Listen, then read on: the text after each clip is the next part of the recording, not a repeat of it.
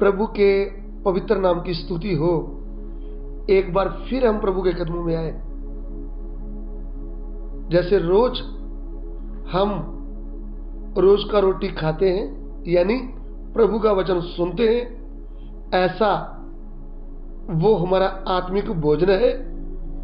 आप रोज प्रभु के वचन को सुने और रोज का रोटी खाएं। प्रभु के नाम की स्तुति हो। हम आशा करते हैं कि आप अपने स्थान में ठीक होंगे और प्रभु को प्यार करते हैं और प्रभु के वचन को सुनते हैं। चलिए आज के ध्यान के लिए हम पढ़ना चाहेंगे यूहन्ना सुसमाचार, उसका 8 अध्याय, उसका 6 वचन। यूहन्ना दी अंजील 8 अध्याय ते उसका 6 वचन। जॉन चैप्टर 8 वर्स 6 पढ़िएगा। पर ਉਹਨਾਂ ਨੇ ਉਹਦੇ ਪਰਤਾਉਣ ਲਈ ਇਹ ਗੱਲ ਕਹੀ ਸੀ, ਭਈ ਉਸ ਉੱਤੇ ਊਜ ਲਾਉਣ ਦਾ ਮੌਕਾ ਮਿਲੇ। ਤਾਂ ਯੀਸ਼ੂ ਇਟਾਹਾਂ ਨਿਓ ਕੇ ਉਂਗਲ ਨਾਲ ਧਰਤੀ ਉੱਤੇ ਲਿਖਣ ਲੱਗਾ। हाँ, उन्होंने उसको परखने के लिए यह बात कही, ताकि उस पर दोष लगाने के लिए कोई बात पाए। परंतु यीशु झुककर उंगली से भूमि पर लिखने लगा। इधर में हमने देखा है कि फरीसी लोग, शास्त्री लोग एक बहन को जो व्यभिचार करते हुए पकड़ी गई थी, उसको पकड़कर प्रभु यीशु के पास लाए। उनको कहने लगे कि मूसा की व्यवस्था में लिखा है कि ऐसी स्त्रियों को पत्थर मार के मार डालना चाहिए। हम आपके पास आए हैं, आप बताएं इनको क्या दंड देना है। देखिए, प्रभु यीशु खुद कहते हैं, मैं तो व्यवस्था को खंडन करने नहीं आया, मैं व्यवस्था को पूरा करने आया हूं। जब हम मत्ती सुसमाचार पढ़ते हैं तो उधर में प्रभु यीशु कहते हैं कि मैं व्यवस्था को पूरा करने आया हूं। निकालिए मत्ती सुसमाचार 5 अध्याय।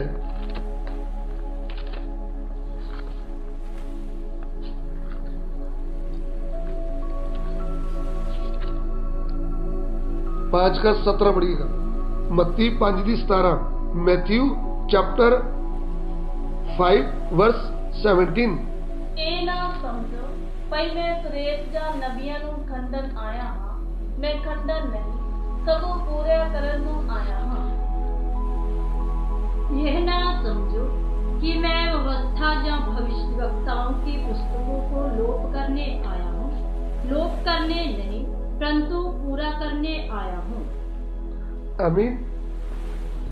ये मत समझो कि मैं व्यवस्था का खंडन करने आया हूं, वरन उसको पूरा करने आया हूं। तो व्यवस्था में ऐसा लिखा है कि जो व्यभिचार करता है वह पुरुष और स्त्री दोनों ही मार डाले जाएं।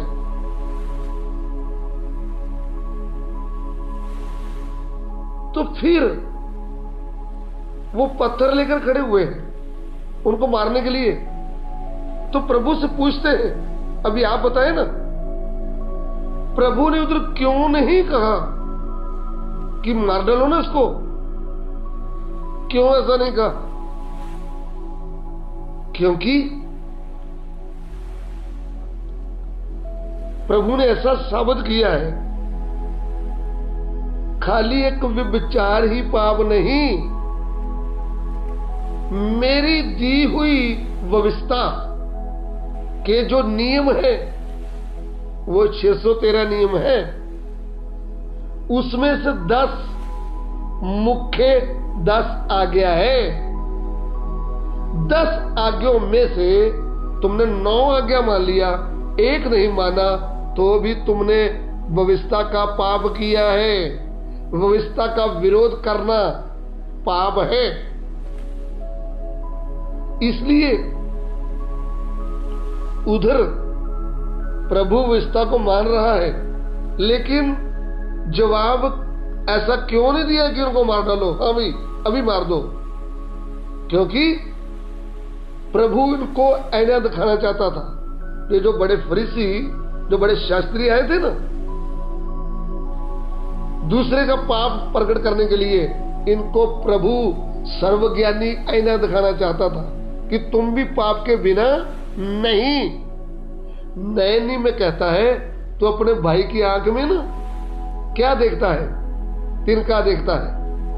तेरी आंख में क्या है? बड़ा बड़ा तिनका तेरी आंख में। तो मेरे प्रिय भाइयों बहनों, हम दूसरे के पाप को नंगा करते हैं, दूसरे के पाप की निंदा करते हैं, दूसरे के पाप को हम फैलाते हैं, लेकिन हम खुद भी पाप से बचे हुए नहीं। इसलिए प्रभु ने उनको है ना क्या दिखाया? प्रभु यीशु उंगली से जमीन में लिखने लगा। प्रभु उंगली से नीचे लिखने लगा। ये उंगली से जो नीचे लिख रहा है, ये उनको ये सिखाता है कि तुम में बुद्धि है, तुम कुछ जानते हो, तुम व्यवस्था का भेद पाया है, तो मुझे पहचान लो मैं कौन हूं। उंगली से लिखने का कारण, यदि तुम ज्ञानी हो, यदि तुम बड़े शास्त्री हो, तो मुझे जान लो मैं कौन हूं। क्योंकि परमेश्वर ने मूसा को जब व्यवस्था दिया था, तब वो 2 पत्थर की पट्टियां उंगली से लिख कर दिया था। निर्गमन की पुस्तक उसका 31 अध्याय उसका 18 वचन, कूच 18, एक्सोडस चैप्टर 31 वर्स 18। फिर उसने मूसा ਨੂੰ जद उस नाल गल्लां कर चुकिया, सिनाई पहाड़ उत्ते साकी दियां 2 फट्टियां अर्थात पत्थर दियां फट्टियां परमेश्वर दी उंगली नाल लिखियां होईयां दित्तियां। आमीन। जब परमेश्वर मूसा से सिनाई पर्वत पर ऐसी बातें कर चुका, तब उसने उसको अपनी उंगली से लिखी हुई साक्षी देने वाली पत्थर की 2 तख्तियां दी। आमीन। जब मूसा परमेश्वर के साथ 40 दिन 40 रात पहाड़ में रहा, तब परमेश्वर ने पत्थर की 2 फटियों के ऊपर अपने हाथ की उंगली से लिखकर 10 आज्ञा दी, व्यवस्था दी। ये मेरे लोगों के लिए बड़ी महत्व है। 10 आज्ञा, इसको मानना है। अगर तुम नहीं मानते तो तुम पापी हो। इनको उंगली का मतलब समझाया कि तुम कितने बुद्धिमान बनते हो ना, तुम तो मुझे थर्मामीटर लाने आए हो, तुम तो मुझे परखने आए हो, लेकिन तुम मुझे जांच लो मैं कौन हूं। मैं वही हूं जो मूसा के साथ 40 दिन सिनाई पर्वत पर उंगली से 10 आज्ञा लिख कर दिया था। प्रभु के नाम की स्तुति हो। इनकी बुद्धि खुली नहीं, ये उनको नहीं जांच पाए। आए तो उनको परखने के लिए थे, लेकिन उन्होंने इनको परख लिया। ये खुद ही अंधे हैं, अंदर से भीतर से अंधे हैं। इनको नहीं मालूम ये उंगली में क्यों लिख रहा है। अरे उंगली में लिखने का मतलब क्या है भाई? व्यवस्थावरण 9:10 पढ़िए।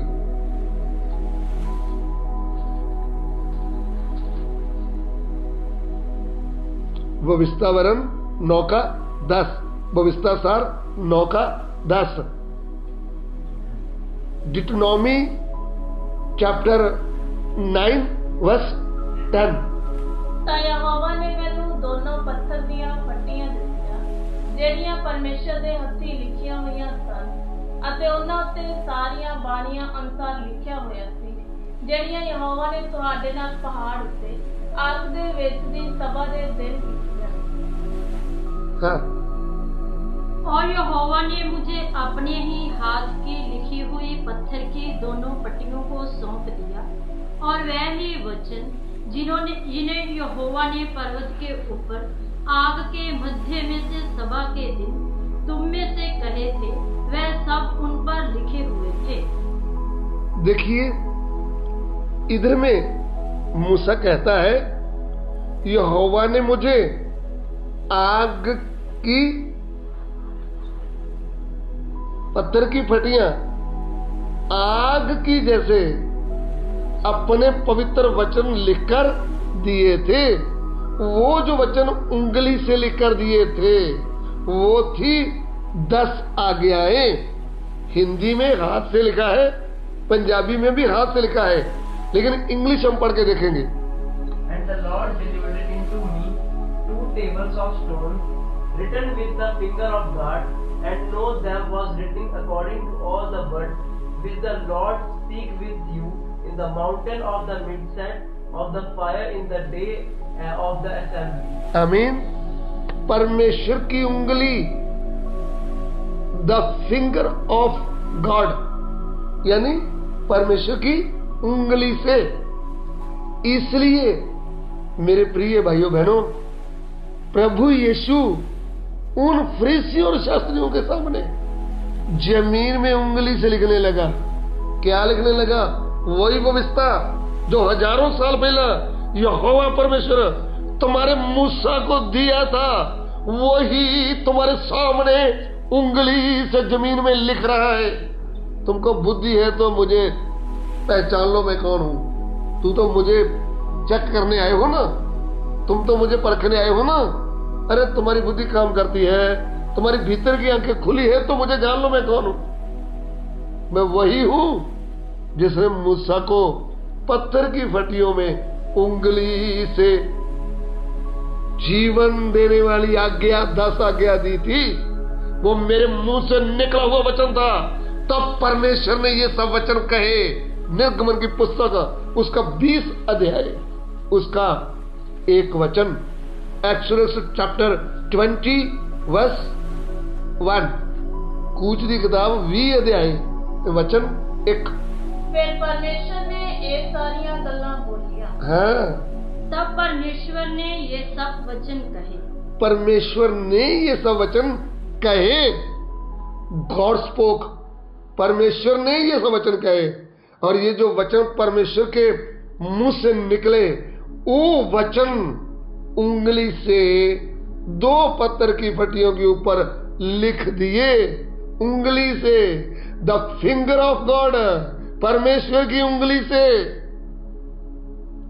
इसलिए यह परमेश्वर मनुष्य के रूप में जो आया है, जिनको यीशु मसीह नाम दिया है, ये तुम्हारे सामने अभी वही उंगली से वही व्यवस्था को लिख रहा है। अरे तुमने एक भी व्यवस्था की आज्ञा तोड़ दी तो तुम भी पापी हो। अगर तुमने व्यवस्था नहीं तोड़ी, तुम पापी नहीं हो, तो उठाओ पत्थर, मार डालो इनको। जैसे ये लिखा और उनको बोला, सब के सब पत्थर फेंक करके पीछे भाग गए। किसी ने भी उस स्त्री को पत्थर नहीं मारा, हिम्मत नहीं हुआ, क्योंकि रोमियो की पत्री में लिखा है सब ने पाप किया। रोमी 3:23 में लिखा सब ने पाप किया, परमेश्वर की महिमा से रहित हैं, कोई एक भी पाप से बचा हुआ नहीं। सो आज हमने परमेश्वर की, प्रभु यीशु की उंगली के बारे में सीखा है कि उंगली से क्यों लिख रहा था। प्रभु के नाम की स्तुति हो। प्रभु आपको इस वचन के द्वारा आशीष दे। आइए हम प्रार्थना करें।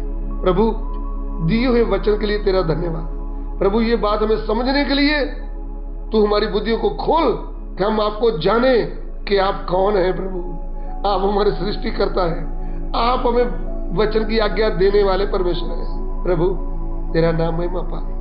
विनती को ग्रहण कीजिए, यीशु मसीह के पवित्र नाम से मांगते हैं, आमीन।